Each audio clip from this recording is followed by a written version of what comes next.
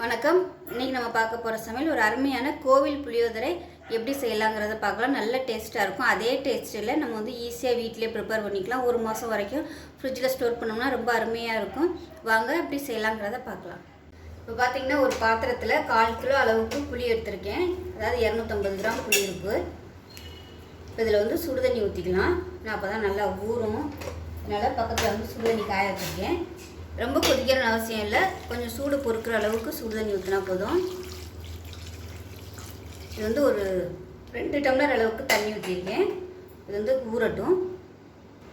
இப்போ பாருங்கள், ஒரு கடாய் எடுத்திருக்கேன். இதில் வந்து 1 டேபிள் ஸ்பூன் வெந்தயம் சேர்த்துக்கலாம்.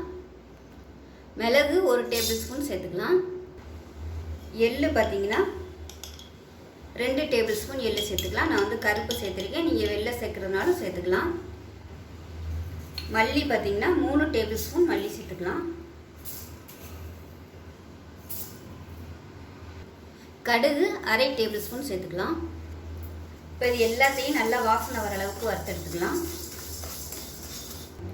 இப்போ இதெல்லாம் வறுபட்டு இருக்கையில ஒரு 3 கொத்து கருவேப்பிலையில சேர்த்துக்கலாம். இப்போ இது கூடவே கட்டி பெருங்காயமும் சேர்த்துக்கலாம். இந்த புளியோதரைக்கு கட்டி பெருங்காயம் சேர்த்திங்கன்னா தான் நல்லா வாசனையாக இருக்கும், தூள் பெருங்காயத்தை விட. இப்போ இது எல்லாமே நல்லா வறுபட்டுருச்சு. அமர்த்திட்டு வேறு பிளேட்டுக்கு மாற்றிக்கலாம். இப்போ அதே கடாயில் கொஞ்சமாக ஒரு சொட்டு அளவுக்கு எண்ணெய் விட்டுக்கலாம். எண்ணெய் விட்டுட்டு இப்போ நான் வந்து வரமிளகாய் எடுத்திருக்கேன். இது வந்து ஒரு 50 கிராம் அளவுக்கு வரமிளகாய் எடுத்திருக்கேன். உங்களோட காரத்துக்கு தகுந்த மாதிரி சேர்த்துக்கோங்க. காரம் வந்து நல்லா பிடிக்கும்னு நினச்சிங்கன்னா நீங்கள் வந்து 100 கிராம் கூட எடுத்துக்கலாம். நான் வந்து கொஞ்சம் கம்மியாக தான் எடுத்திருக்கேன். இப்போ இந்த வரமிளகாயை சேர்த்துக்கலாம். நான் வந்து பாதி காஷ்மீரி மிளகாவும் பாதி வந்து சாதாரண மிளகாவும் எடுத்திருக்கேன். இதை சேர்த்துக்கலாம். இப்போ இதையும் சேர்த்து நல்லா வறுத்து எடுத்துக்கலாம். காஷ்மீரி மிளகாய் வந்து கலருக்காக மட்டும்தான், அதனால் ஆப்ஷனல் தான், விருப்பப்பட்டால் நீங்கள் சேர்த்துக்கோங்க. இப்போ பாருங்கள், மிளகாய் நல்லா வறுபட்டுருச்சு. அமர்த்திட்டு வேறு பிளேட்டுக்கு மாற்றிக்கலாம். மாற்றிட்டு இதை வந்து தனியாகவும் மற்ற வறுத்த ஜாமாங்கி எல்லாத்தையும் தனித்தனியாகவும் அரைச்சிக்கணும். இதை வந்து அரைச்சிட்டு பார்க்கலாம். இப்போ பாருங்கள், புளி நல்லா ஊறிடுச்சு. இதை கரைச்சி எடுத்துக்கலாம். இப்போ நம்ம இந்த புளியை வந்து வடிகட்டிக்கலாம். இந்த மாதிரி ஓட்டை பெருசாக இருக்கிற ஜல்லடையில் வந்து ஊற்றிக்கோங்க. ஏன்னா நம்ம தண்ணி கம்மியாக ஊற்றிருக்கிறதுனால ரொம்ப வந்து வடிகட்ட முடியாது. அதனால் ஓட்டை கொஞ்சம் பெருசாக இருக்கிற மாதிரி ஜல்லடையில் வடிகட்டி எடுத்துக்கலாம். இப்போ பாருங்கள், இந்த அளவுக்கு கரைச்சி எடுத்துட்டேன். இப்போ இதில் வந்து 1 டம்ளருக்கு தண்ணி ஊற்றிட்டு மறுபடியும் கரைச்சிக்கலாம். கரைச்சி வடிகட்டிக்கலாம். இப்போ பாருங்கள், 2 தடவை கரைச்சி எடுத்தாச்சு. இது வந்து இன்னுமே கரைக்கலாம். இது வந்து வேஸ்ட் பண்ண வேணாம். குழம்பு ரசம் வைக்கிறதுக்கு யூஸ் பண்ணிக்கலாம், இல்லைன்னா நம்ம விளக்கு கழுவுறதுக்கு யூஸ் பண்ணிக்கலாம். இப்போ பாருங்கள், இந்த அளவுக்கு வந்து கிடச்சிருக்கு. இது வந்து ஒரு 500 ml இருக்கும் இந்த புளிக்காய்ச்சல். இப்போ ஒரு கடாய் எடுத்துக்கலாம். கடாய் சூடானதும் இந்த புளிக்காய்ச்சலை ஊற்றி நம்ம கொதிக்க விட்டுக்கலாம். இப்போ அது நல்லா கொதித்து கெட்டியாகி வரணும். அந்தளவுக்கு நல்லா கொதிக்கட்டும். பச்சை வாசனை போக நல்லா அப்படியே கொதிக்கணும். நிறைய தண்ணி ஊற்றினோம்னா ரொம்ப நேரம் ஆகும் கொதிக்கிறதுக்கு. அதனால் நம்ம கரைக்கும் போதே கொஞ்சம் நல்லா கெட்டியாக கரைச்சிட்டோம்னா ஈஸியாக வந்து திக்காயிரும். இப்போ பாருங்கள், இது வந்து கொதிக்க ஆரம்பிக்குது. கொதிக்க ஆரம்பிக்கவும் ஒரு தட்டு போட்டு மூடி வச்சுருங்க. இல்லைன்னா உங்களுக்கு வந்து கிச்சன் ஃபுல்லாக அப்படியே தெறிக்க ஆரம்பிச்சிடும். அப்போக்கப்போ கிளறி விடணும், இல்லாட்டி அடியில் போய் அப்படியே செட்டில் ஆயிரும். அதனால் அப்போ திறந்து கிளறி விட்டுக்கலாம். இப்போ புளிக்காய்ச்சல் எப்படி இருக்குன்னு பார்க்கலாம். பாருங்கள், நல்லா நம்ம ஊற்றுனதை விட நல்லா பாதியாக வத்திடுச்சு. இதை வந்து வேறு அடுப்புக்கு மாற்றிக்கலாம். இப்போ ஒரு பேன் எடுத்துக்கலாம். இதில் தேவையான அளவுக்கு நல்லெண்ணெய் சேர்த்துக்கலாம். புளிக்காய்ச்சலுக்கு எண்ணெய் நிறையா இருந்தால் தான் நல்லாயிருக்கும். அதனால் எண்ணெய் வந்து தாராளமாகவே நீங்கள் யூஸ் பண்ணிக்கலாம். இப்போ எண்ணெய் சூடானதும் அதில் ஒரு 2 கைப்பிடி அளவுக்கு கடலைப்பருப்பு சேர்த்துக்கலாம். இது வந்து நல்லா பொன்னிறமாக பொரிஞ்சு வரணும். கடலைப்பருப்பு நல்லா பொரிய ஆரம்பிக்குது. இந்த ஸ்டேஜில் 2 டீஸ்பூன் அளவுக்கு கடுகு சேர்த்துக்கலாம். இப்போ இதில் கருவேப்பிலை 2 கொத்து சேர்த்துக்கலாம். இப்போ இந்த கடலைப்பருப்பு நல்லா சிவந்து வரணும். அதே சமயம் கருக விட்டுறக்கூடாது. நல்லா அந்த கடலைப்பருப்போட வாசனை வரும். அந்தளவுக்கு நல்லா பொரிய விட்டுட்டு நம்ம எடுத்துக்கலாம். அப்படியே நம்ம அந்த புளிக்காய்ச்சல் வந்து கொட்டிடணும். இப்போ பெருங்காயம் வந்து நம்ம அந்த பொடியில் வறுத்து சேர்த்துருக்கிறதுனால இதில் வந்து சேர்க்கணும்னு அவசியம் இல்லை. அப்படி இல்லைன்னா நீங்கள் தூள் பெருங்காயம் தான் யூஸ் பண்ணுறீங்கன்னா இந்த ஸ்டேஜில் வந்து சேர்த்துக்கோங்க. இப்போ பாருங்கள் கடலைப்பருப்பு வந்து நல்லா சிவக்க ஆரம்பிச்சிருச்சு. இப்போ நம்ம எடுத்து இந்த புளிக்காய்ச்சலில் கொட்டிடலாம். இப்போ இந்த வறுத்ததை வந்து இந்த எண்ணெயோட புளிக்காய்ச்சலில் சேர்த்துக்கலாம்.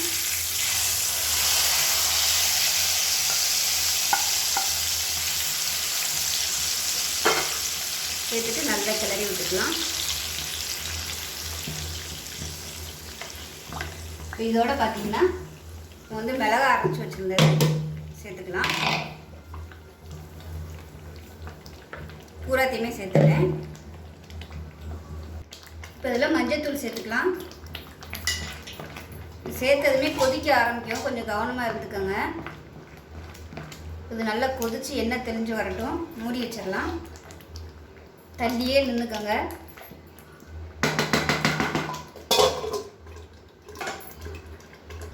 இப்போ இந்த புளிக்காய்ச்சலுக்கு தேவையான உப்பு சேர்த்துக்கலாம்.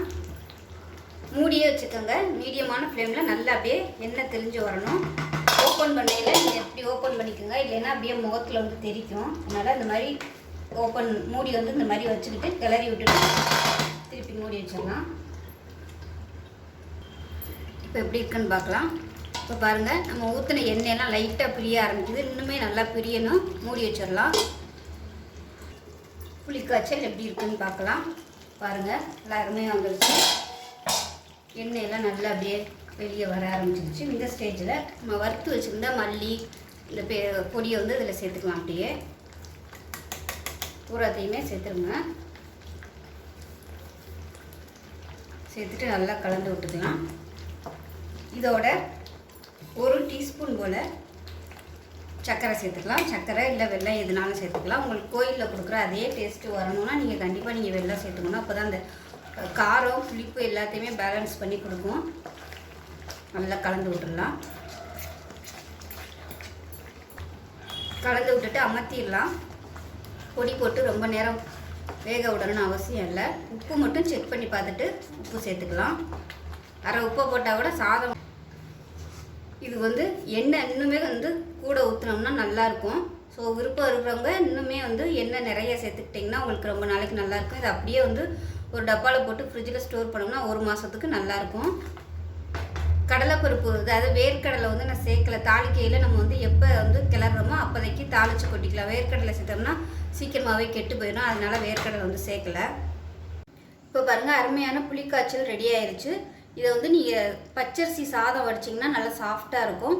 ஸோ புளியோதரை வந்து எப்போயுமே பச்சரிசியில் தான் பண்ணுவாங்க. வேணும்னா நீங்கள் பச்சரிசி சாதத்தை வந்து வடிச்சிக்கலாம். அப்படி இல்லைன்னா பொன்னியர் சாதாரண சாப்பாட்டு அரிசிலையும் செய்யலாம். ஆனால் உப்பு போட்டு வடிச்சுக்கோங்க. உப்பு போடாமல் வடிச்சிங்கன்னா உங்களுக்கு அந்த டேஸ்ட் வந்து புளியோதரைக்குள்ள டேஸ்ட் வந்து கிடைக்காது. அதனால் உப்பு போட்டு வடிச்சுக்கோங்க.